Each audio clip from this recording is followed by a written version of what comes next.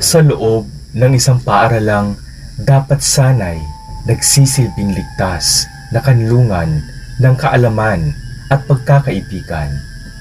Isang trahedyang hindi inaasahan ang naganap. Isang 14 years old na estudyante mula sa Moonwalk National High School sa Parañaque City ang brutal na pinaslang ng sarili niyang kaklase. Isang alitang nagsimula lamang sa simpleng usapin ng make-up, ngunit nauwi sa isang madugong trahedya. Ngunit ito nga lang ba ang tunay na dahilan o may mas malalim pang hinanakit at emosyonal na sugat na matagal nang sumisibol bago sumabog sa karahasan? Habang marami ang naniniwala na bugso lang ng emosyon ang naging dahilan ng krimen, may mga ebidensyang nagpapahiwatig na posibleng matagal na itong pinagplanuhan ng sospek. Subalit, ang pinaka nakakabahala ay ang dalang patalim. Kung ito ay bugso lamang ng galit, paano niya naipasok ang patalim sa paaralan? Ito ba ay dala niya na bago pa man ang insidente o sadyang inihanda bilang kasangkapan ng kanyang balak na pagpaslang? Kung totoo ngang planado ito, hindi lang simpleng away sa make-up ang ugat ng trahedyang ito, kundi isang matagal nang hinanakit na nauwi sa isang malagim na desisyon. Ang pangyayaring ito ay hindi lamang nagdulot ng matinding dalamhati sa pamilya ng biktima, kundi nagbigay rin ng nakakabahalang tanong: gaano ba talaga kaligtas ang ating mga kabataan sa loob mismo ng kanilang paaralan?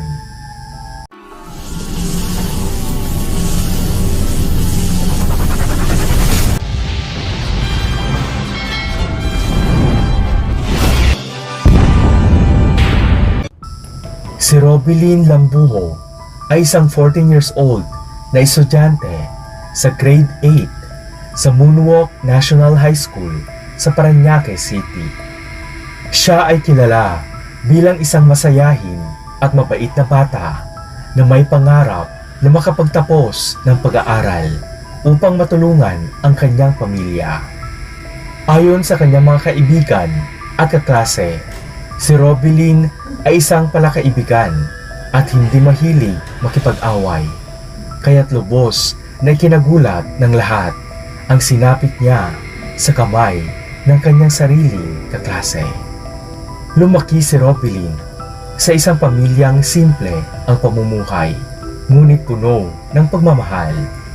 Siya ay malapit sa kanyang mga kapatid at laging tumutulong sa gawaing bahay.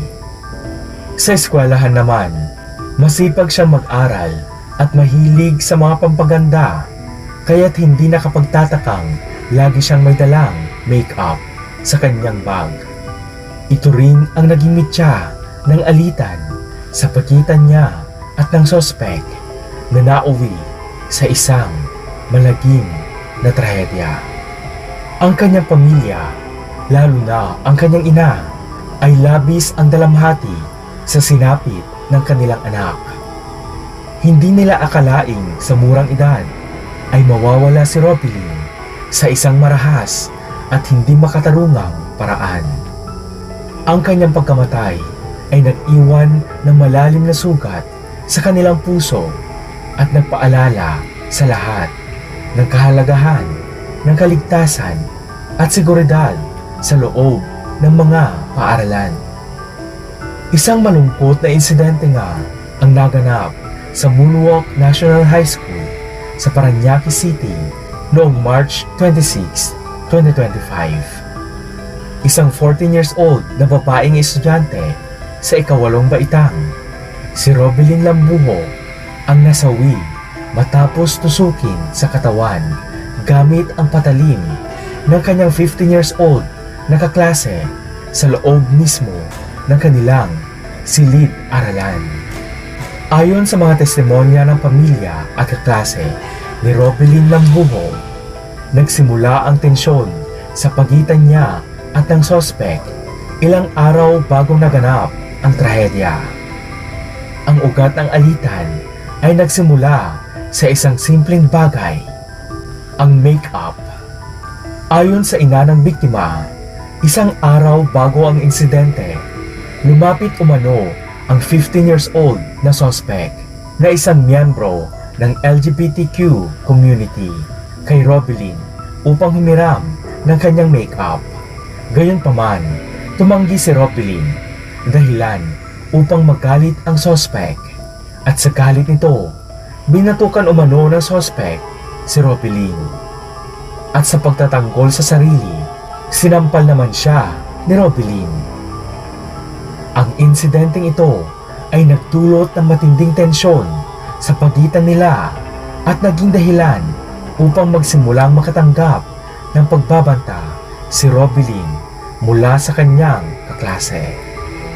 Mula nang mangyari ang sagutan nilang dalawa, napansin ng ilan nilang kaklase na tila hindi pa tapos ang alitan. Napansin ng ilang estudyante na tila may kinikimkim na galit ang suspect at nagiging iritable ito tuwing nakikita si Robelyn. May mga ulat rin na nagsasabing may mga banta umano ang suspect laban sa biktima na sinasabing may masamang mangyayari kung hindi ito mag-iingat.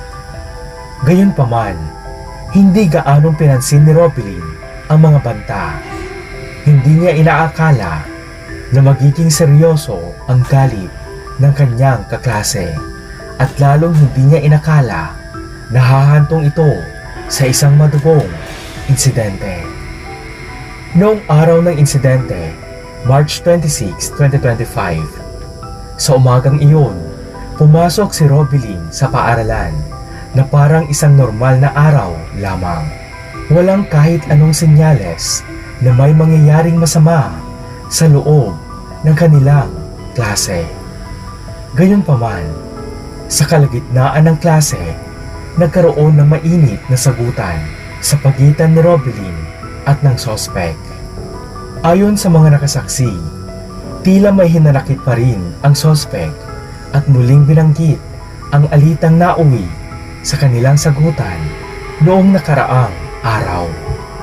Sa gitna ng diskusyon, biglang bumunot ng patalim ang suspect at walang habas na itinusok ito kay Robelyn sa harap ng kanilang guro at kaklase.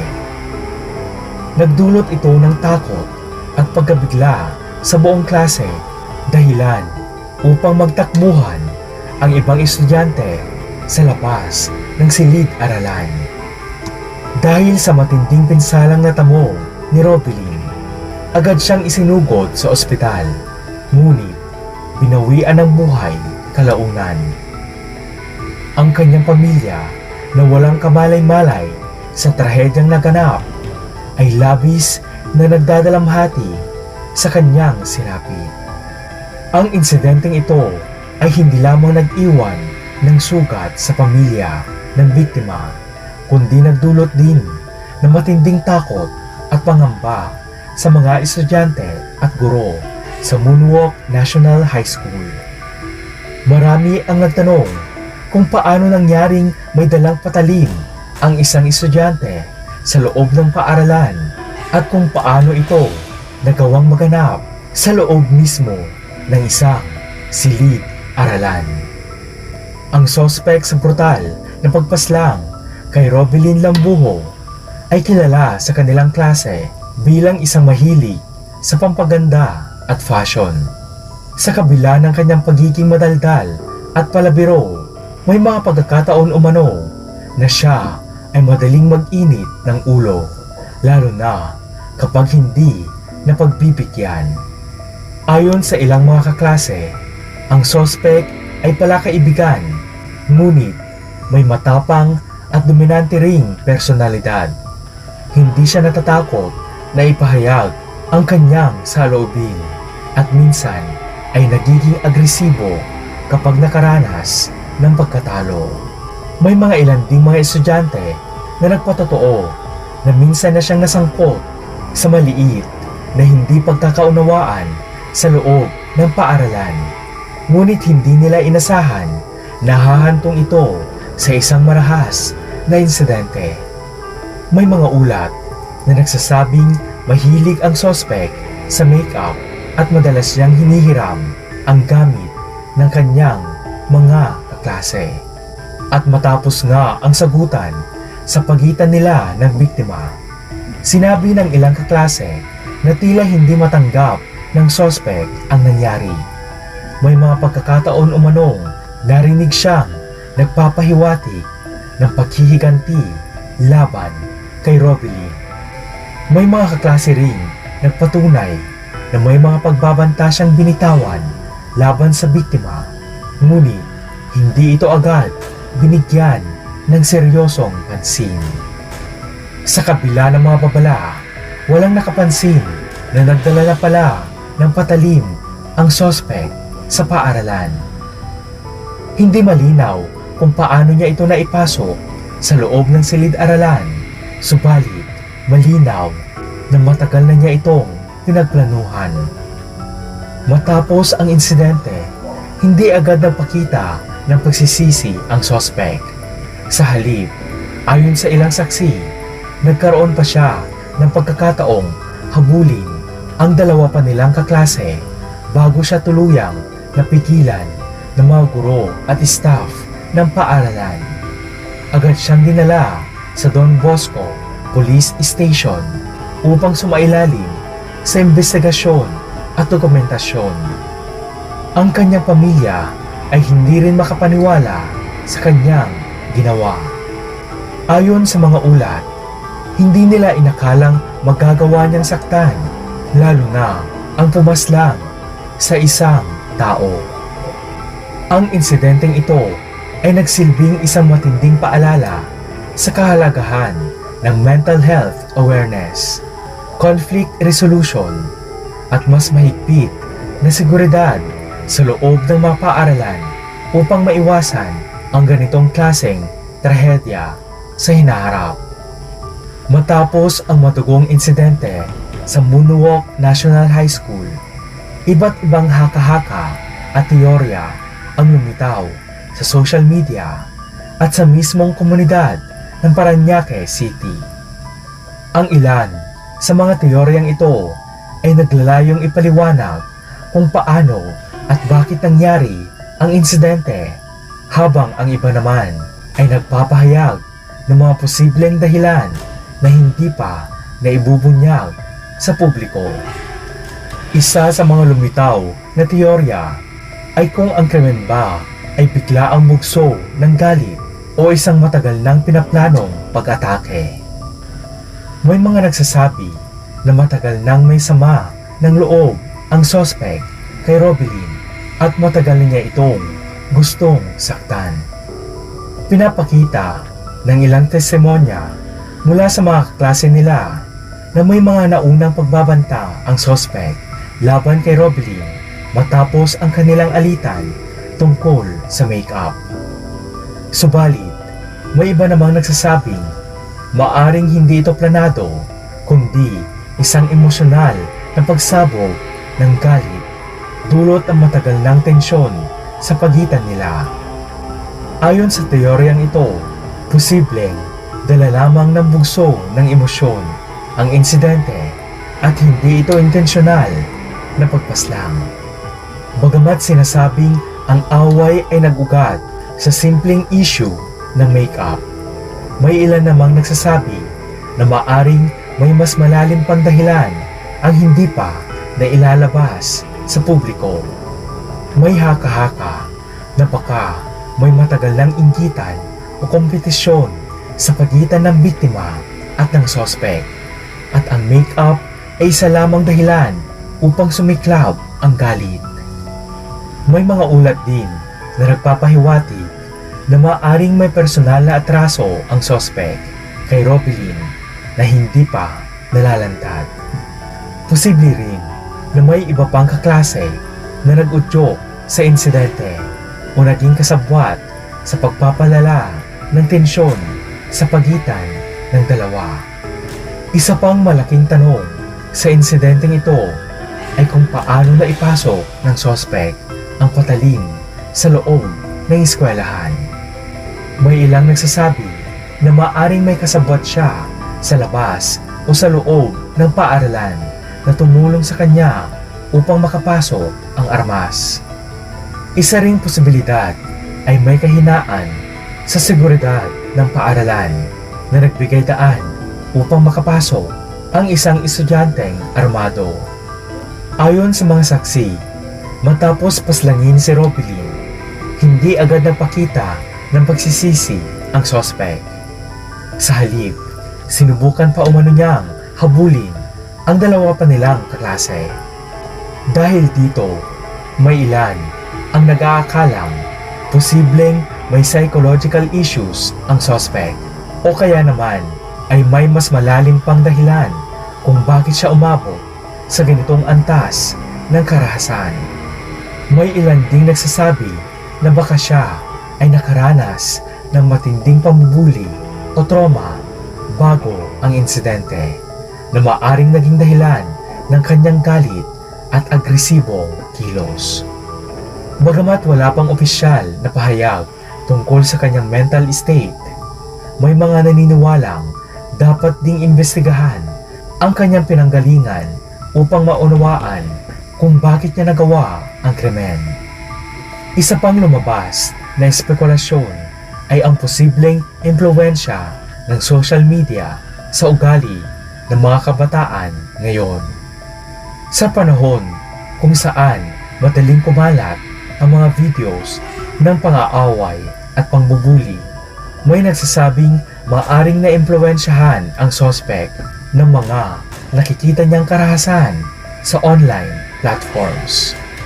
May posibilidad ding nagkaroon ng online conflict sa pagitan ng suspect at biktima bago pa man ang insidente, ngunit hindi pa ito napapatunayan.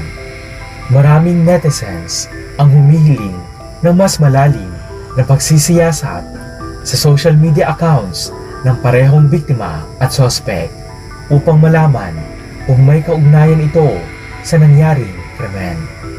Sa gitna ng mga haka-haka at espekulasyon na bumabalot sa trahedyang ito, isang bagay ang malinaw. Isang inosenteng buhay ang nawala at isang pamilya ang nawalan ng minamahal. Samantala, kaakibat ng brutal na insidenteng ito, marami ang nagtatanong kung ano ang magiging kapalaran ng suspect. Sa ilalim ng batas ng Pilipinas, partikular na ang Juvenile Justice and Welfare Act of 2006 o Republic Act No. 9344, may mga natatanging probisyon pagdating sa pananagutan ng mga menor de edad na nakagawa ng krimen. Ayon sa RA 9344, ang mga batang may edad 15 pababa ay hindi maaaring kasuhan ng kriminal na kaso. Sa halip, sila ay ipapasailalim sa intervention programs upang matulungan silang maituwid ang kanilang pag-uugali. Ngunit dahil ang suspect ay 15 years old pataas, maaring siya ay managot sa batas depende sa magiging desisyon ng korte. Ayon sa batas, kung mapapatunayang mayroon siyang discernment o kakayahang maunawaan ang bigat ng kanyang ginawa, maaari siyang kasuhan at panagutin.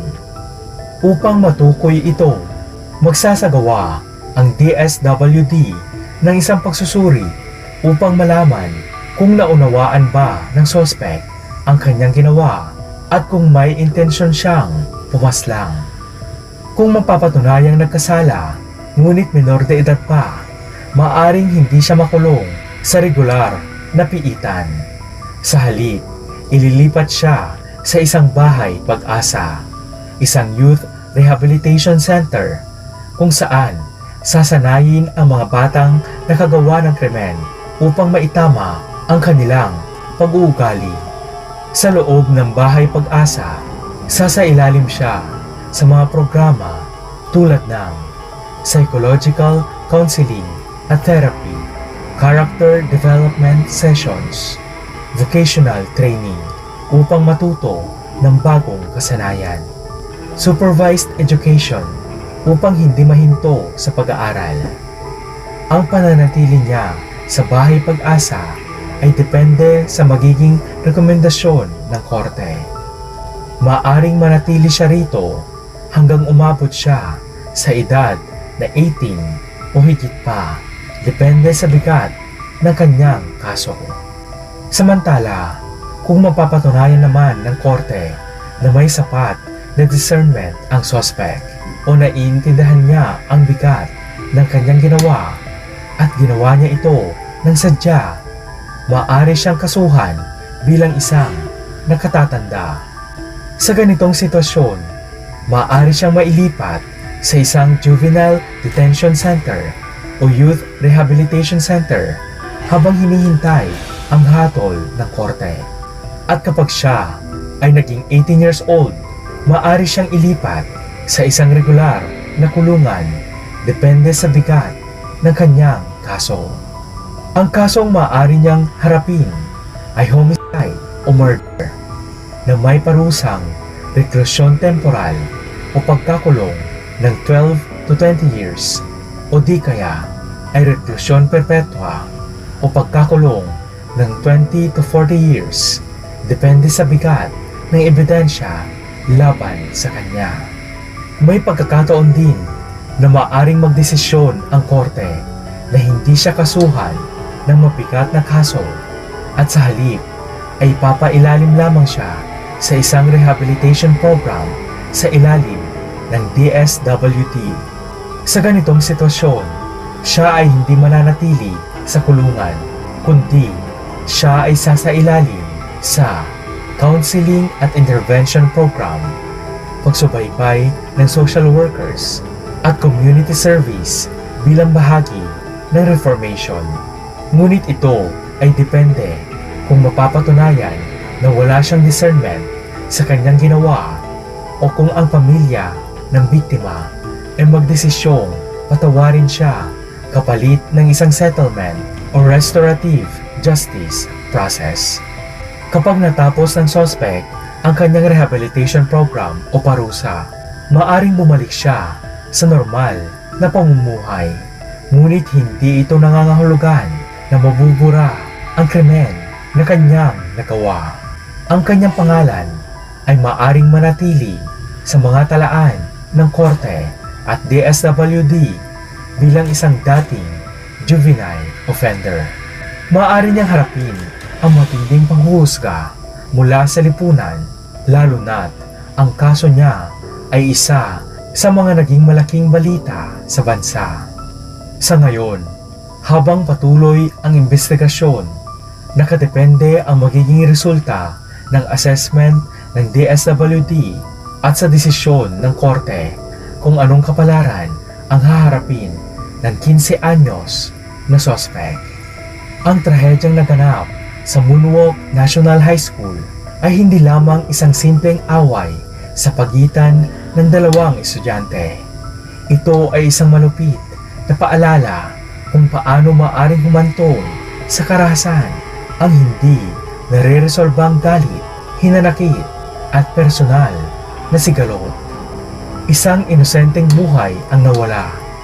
Isang pamilya ang dumanas ng hindi masukat na sakit at isang kabataan ang nasadlak sa isang madilim na hinaharap dahil sa isang desisyong hindi na maaaring balikan.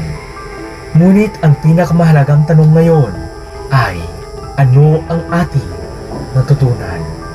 Sa bawat paaralan, dapat pagtibayin ang disiplina at pangangalaga sa mental health ng mga estudyante. Ang mapalatandaan ng pamubuli, depresyon at matinding emotional na hinanakit ay hindi dapat binabalewala. Ang mga magulang, guro at maging ang mga kaibigan ay may mahalagang papel sa pagsugpo ng ganitong mga insidente bago pa ito humantong sa trahedya. Ang pangyayaring ito ay isang malakas na sigaw para sa pagbabago.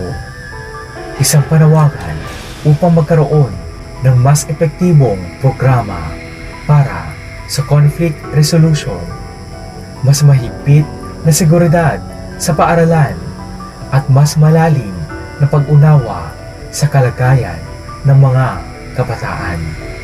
Dahil sa dulo, hindi lang ito tungkol sa kung sino ang nagkamali, kundi tungkol sa kung paano natin maiwasan na maulit ang ganitong trahedya sa hinaharap.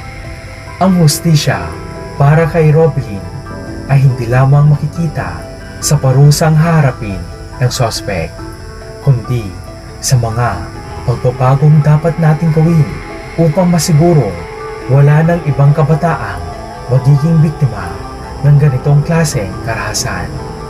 Ang tanong, handa ba tayong kumilos bago mahuli ang lahat?